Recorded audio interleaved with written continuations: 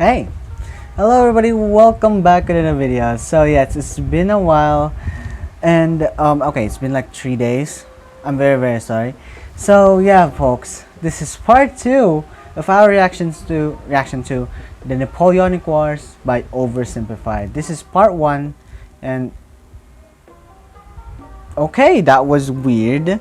Hold on, I'm gonna fix the hold on, I'm gonna fix the light. There we go.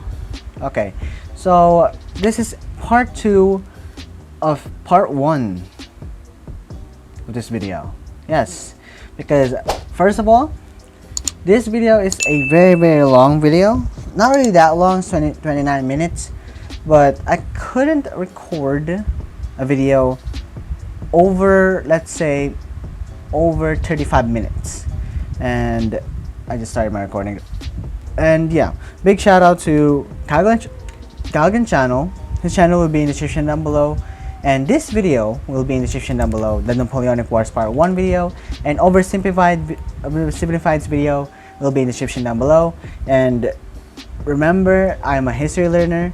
If you're new, I'm a history learner. I love to learn, and this is the first time for me to break down or to learn about Napoleon. And in the future, we may actually react to more videos that go more in depth of who Napoleon is. In the first part, if you didn't see, we've Oversimplified talked about where Napoleon was born, and the iconic, what you call that, the crossing of the Alps. It has a painting where Napoleon was crossing the Alps here in Italy, northern Italy. So yeah, folks, this is part 2, and yeah, let's go. Now we need to check the volume of the video. Okay. Just like the War of the First Coalition, the Second Coalition ended in another French victory. But in many ways, they both felt more like Napoleon victories. Only the UK remained at war with Napoleon, and they were using their powerful navy to blockade French ports and were even seizing the cargoes of neutral ships. Yeah, in history, let's be honest, the Great Britain, or the British Empire, held one of the greatest, one of the best naval, they're the best naval power in history of the world. Comment down below anything, please, more details, because I'm not good at navy. I'm good at the attack of Pearl Harbor though. And if you're wondering when I will continue the what you call that again, the Pacific War series, maybe next video. Okay, so here we go. Obviously, everyone else got pretty pissed off that the British were interfering with their trade. Yeah. So in response, they formed a league. And they embargoed the UK right back. For a year. Neutral countries protecting their own interests? That's offensive. So Britain went to Copenhagen and blew a bunch of stuff up. And the league disbanded. But because the UK's economy was pretty bust, they decided to sign a treaty with France in 1802. For the first time in a long time, Europe was at peace.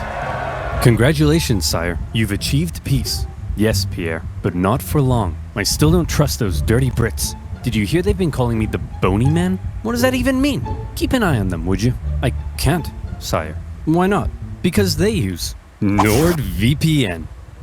How would you like to spend 12 hours? Okay, he got me there. Okay, so we're gonna skip that. I'm very sorry, we need to skip that. But hey, let's go.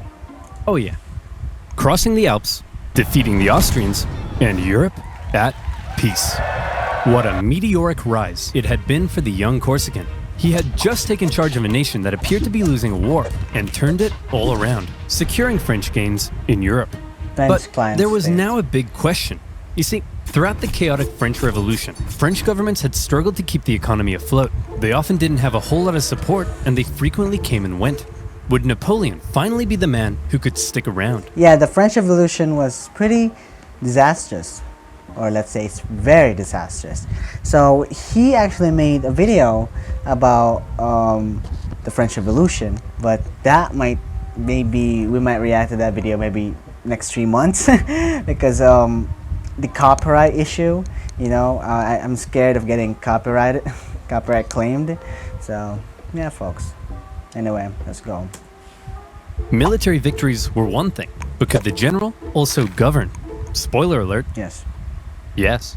The economy's crumbling? Well, then why don't you have yourself a new national bank, currency reform, and improved taxation and welfare systems? The legal system is an incoherent mess? Well, then why don't we nicely wrap all those civil laws up into one new centralized legal code? Corrupt government officials? Throw them in the trash. Bad infrastructure? Throw it in the trash. Women's rights? Throw them in the trash. Wait, really? Well, yeah, unfortunately, while Napoleon was building on the equality of the revolution, he also largely scaled back rights for certain groups, and husbands had full legal control over their wives. But come on, ladies, maybe let men have a slice of the pie for once, okay? Napoleon further reformed education, ensuring a system based on individual ability, meaning now Simeon had to compete with everyone else, and Napoleon could get the cream of the crop to help him run the republic. But he wasn't just...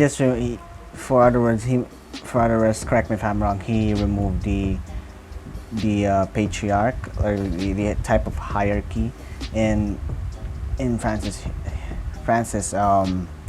society. Okay, there's still like what you call that? I called it like a hierarchy, patriarchy. Correct me if I'm wrong. Okay, remember, I'm still learning. Okay, I'm still learning, and please be gentle. Because I don't know much about Napoleon. Okay, this is the first time for me to learn about Napoleon Bonaparte. I know this is like a simplified version of it, but it's just good to know like a summary, a shortened version of it, and after that we might actually react to videos or study more videos where it goes in depth on learning Napoleon Bonaparte. Anyway, let's go. Building on the ideas of the revolution had led to a lot of chaos. Robespierre, right? Robespierre, that's how you pronounce it, yeah. And Napoleon needed stability, so he rolled back a couple things, most notably with religion. The revolution had pretty much kicked the Catholic Church to the curb, but Napoleon understood that since many French citizens still considered themselves Catholic, that could be a problem. So he came to an agreement with the Pope and brought back the Church, only this time with some pretty hefty power limitations. He also ensured freedom for other religions, and is often noted for his positive treatment of Jewish people at a time of widespread anti-Semitism. But while all of this may make Napoleon sound like a pretty stand-up dude, it's good to note that he believed in religious freedom because he thought it was a powerful tool to keep the poor from eating the rich. Or something like that. Overall... Wait, what? Hold on. I want to see that again. What did you say? Napoleon sound like a pretty stand-up dude, it's good to note that he believed in religious freedom because he thought it was a powerful tool to keep the poor from eating the rich. Or something. Religion keeps the rich from being massacred by the poor. Something like that. Overall, Napoleon's aim was to end the chaos of the revolution and finally create a stable and prospering French republic. And in that aim, he seemed to be largely successful and generally popular with the people of France. He officially declared that the revolution is over, adding, "I am the revolution." Napoleon's head could be seen for miles. Of course, not everyone was happy with Napoleon's reforms. Conservatives felt he was too radical. Radicals felt he was too conservative. But since Napoleon was a dictator, opposition could usually be stamped out with some good old-fashioned iron fisting. In 1804, Napoleon took one last major step. After some failed attempts were made to assassinate him, he wanted to strengthen his position and ensure his dynasty could live on after him. Actually, I saw earlier, Extra History made a video about Napoleon in Egypt. Yes, folks. Maybe in the future we might react to that series. Maybe in the future. And oh yeah, if you're wondering where is the videos about the disaster's first contact in history by Voices of the Past, and Extra History is the seminal tragedy of World War One. It'll come after this part 2. We might actually react to let's see, maybe a Pacific War video made by Kings and Generals, and after that we might react to another episode. Let's think about it. Maybe another episode of the seminal tragedy, and after that we might go for part 2 of the Oversimplified one. Okay, let's go. and so he decided being first consul for life simply wasn't quite enough. He decided he should become emperor. He held a vote, asking the French people if they were cool with the idea, and they returned a definitely not rigged 99.9% Definitely not rigged. I don't know. in favor. The ball's on this man. And so on the 2nd of December, 1804, in an elaborate ceremony at Notre Dame, Napoleon was made emperor. The Pope was even invited to attend, and normally he would crown an emperor. But to make sure everyone knew this wasn't some Charlemagne-style circular power Yeah, the Charlemagne thing, where the emperor has power over the Pope, but the Pope has power over the emperor. It's just a weird and confusing thing. So we might actually react to that. We might actually react to a video about Charlemagne. And if you don't know who Charlemagne is, he's a very well-known emperor in the Holy Roman Empire. division. Napoleon lifted the crown and placed it on his own head. Where the Holy Roman Empire was dissolved because of the Napoleonic Wars. Correct me if I'm wrong. Anyway. Like I said, the ball's on this man. He was now emperor of the French. Well, Napoleon, you were a general, then you became first consul for life, and now you're an emperor. Is it enough yet? Is your ambition finally satisfied? I don't know, Pierre. What comes after emperor? I would say god, sire. You want to be a god? Yes. Yes. Yes. Yeah. I'll put it down under maybe. Maybe. Okay, everyone. What the hell is going on? This Corsican guy showed up out of nowhere, Russia. and he's kicking our ass. He's exporting the ideas of the French Revolution wherever he goes, and he just declared himself king of Italy. Wait, is this Tsar Nicholas? This is, I forgot who this is. I don't know who this is. This one, I don't know who that is. This one is from the Austrian. Oh, I forgot who this is. This one, Prussian.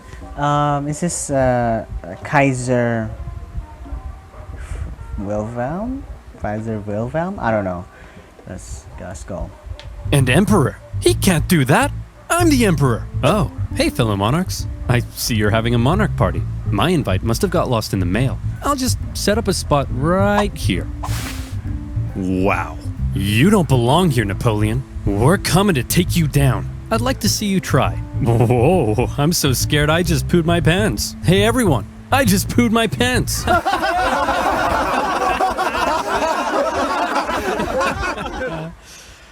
No, but I did just poo my pants. Before Napoleon had even declared himself emperor, the British had already redeclared war on France because both sides had been violating their previous treaty. Napoleon immediately occupied Hanover and then began making plans for a great British invasion, partially paid for by selling a huge chunk of land to the United States. Yeah, the Louisiana Purchase. He sold it to the U.S. And I remember, who was it? Was it Thomas Jefferson? I don't know, I forgot. Anyway, but let's continue. States. Napoleon gathered his army along the English Channel, but here was the problem. Okay. While Napoleon's powerful army would Let us continue.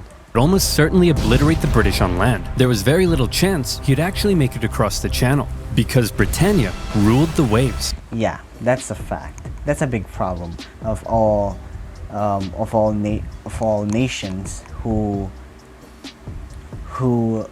wanted to invade the Great Britain because of their naval superiority. For example, let's say Nazi Germany. They wanted to invade the UK, or let's say the British Empire, but they couldn't because of their naval superiority. Like, let's be honest here, the British at this era, or let's say in history, has the naval superiority of everyone. Like the defending of the English Channel, they're great, and if you successfully land in let's say in Great Britain, there's this, I don't know what you call it. Is it maybe a form of land? The land has like a massive wall. Like, correct me if I'm wrong. I saw it in the photo. I'll just probably edit the photo. I'll just show it. But hey, let's go. This power dynamic would keep the two traditional enemies from engaging in much real direct combat throughout the Napoleonic Wars. However, the British had something else up their sleeve: copious amounts of money. They were willing to throw cash at anyone who would go to war against Napoleon, and there were plenty of takers: Austria, Russia, Naples, and Sweden. Hoping to put Napoleon's France back in its place, formed a third coalition against France. The coalition forces probably thought that this time they stood a chance. Oh yeah, They weren't Spain was France's ally, and some client states. prepared for the total humiliation they were about to suffer. The War of the Third Coalition was Napoleon at his best. We've already learned two ways in which Napoleon was a great military commander, but here comes one of the biggest reasons: speed. He had reorganized his army into corps, which were themselves basically small armies. Each had their own infantry, cavalry, and artillery, and as a result, was able to act more independently. They spread out through the countryside, and by living off the land rather than relying on heavy supply trains, they were able to move extremely quickly. Yeah, like this, but in the future, let's say the invasion of Russia, they struggled because of the massive snow, and the Russians, while they flee away, they retreat. They kept on burning their cities, their towns, so that the French couldn't get supplies. And when winter came, the French decided to retreat back home, and while they retreat back home, they were attacked and by Russians who knows how to fight in that type of climate. And the sad part of it, while the French was retreating, so many soldiers or men died because of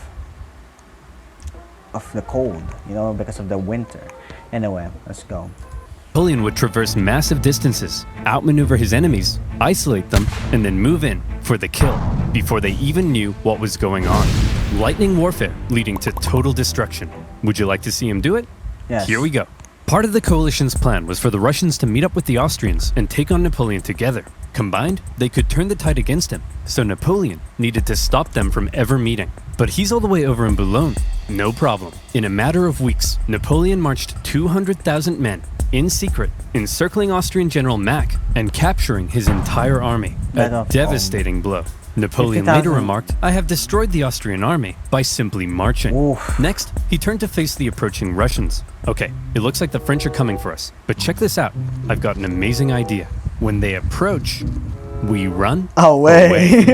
Sir, You're a genius. you're a genius. The Russians began to retreat with Napoleon Vienna. giving chase, and since his tactics relied on quick victories, this could be a problem, especially because the longer the war went on, the more likely it looked other countries may join the coalition against him. Prussia. But Napoleon knew the Russian Tsar, Alexander I, Oh, was okay. young. He's not Nicholas. It's Alexander the First. Okay, I'm very, very sorry. I'm very, very sorry. It's Tsar Alexander the First. Is it a Tsar? Maybe. And seeking glory, so he came up with an idea to lure him in. He sent him a message. What does it say? It says, "Hello, I'm just a little baby boy, What? and I'm very scared." Okay. Are you talking like that, or is he? He is, sir. Why is he doing that? I don't know, but it's very cute, helpless, and vulnerable. A little baby boy, eh? Very scared, eh? Cute, eh? Boris, get my crossbow. We're going hunting. The Allied forces turned to face Napoleon. Okay, so he sent like a message and he almost tricked them and made them believe that he was very vulnerable. Maybe, okay, that's smart. That is smart. But when they got there, they got surprised. Smart. Who they now believed was in a vulnerable position. He was set up at Austerlitz, and to make it look like he was retreating, he had even evacuated the high ground.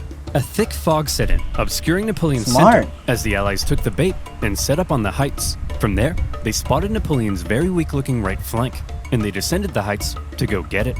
Little did they know, it was exactly what Napoleon was hoping they'd do. The next thing they knew, a large French force was emerging. Oh, that's good. Let's be honest. In every battle, nature sometimes turns the tide of the battle. Like, you see this, if there was no fog, what would happen? They might, the Russians or maybe and Austrians might stay in the high grounds, or maybe they can retreat when they saw like the French. We don't know, but knowing that it's Napoleon in the early years, even if there's no fog, he might still win. I don't know. So correct me if I'm wrong, but for me, even without the fog, he might still win. But let's be honest here. Nature sometimes turns the tides of battles. Let's go. From the fog, launching a huge central assault up the hill. They swung. Okay, okay. It's just interesting. Where imagine this, right? You're a soldier. You thought that your enemy is very vulnerable and very weak, and you feel great, but then out of nowhere they came with a huge army in front of you. What is like the feeling of it? What's gonna be in your mind seeing that? Like that's devastating and pretty scary. Around, crushing the Allies, and as men attempted to flee across the frozen lakes, Napoleon ordered his artillery to fire on the ice, causing an unknown number to drown. But he told me he was just a little baby boy. You just What got happened? tricked He by tricked you, dude. sir. You mean I was the little baby boy all along? It was Napoleon's masterpiece, and Austria were once again forced to make peace with France. Then, with the French conquest of Naples in 1806, the War of the Third Coalition ended as yet another Napoleon victory. This was the third time Napoleon had to give Austrian Emperor Francis a good spanking. Emperor And so, Francis with the II. peace treaty in 1805, Napoleon was determined to punish him. He was forced to give up territory, hand over significant compensation, and promised never to fight Napoleon again. For now, Russia, Sweden, and the UK remained at war with France, but none were able to offer much of a threat. And so, Napoleon got to work strengthening his grip over Europe. He gave out rule of captured territories to his family and friends, and most notably, he established a new confederation in Germany, with himself Invention of as the its Rhine. protector. Seeing his influence in Germany being wiped away, Yeah. Emperor Francis acknowledged reality and officially dissolved the Holy Roman Empire. Yeah, the self-destruct, or let's say the dissolvement of the Holy Roman Empire. But hey, that's okay. And because in the future, there will be a country in the middle, where there will be a man by the name of Otto von Bismarck will unify, and that country will be the German Empire. But that's in the future. That's in the future, and there will be tons of wars after the Napoleonic War, right? Yeah, like the Franco-Prussian War. Anyway, let's go. An entity Correct me if I'm wrong. Okay, correct me if I'm wrong. that had existed for over 1,000 years.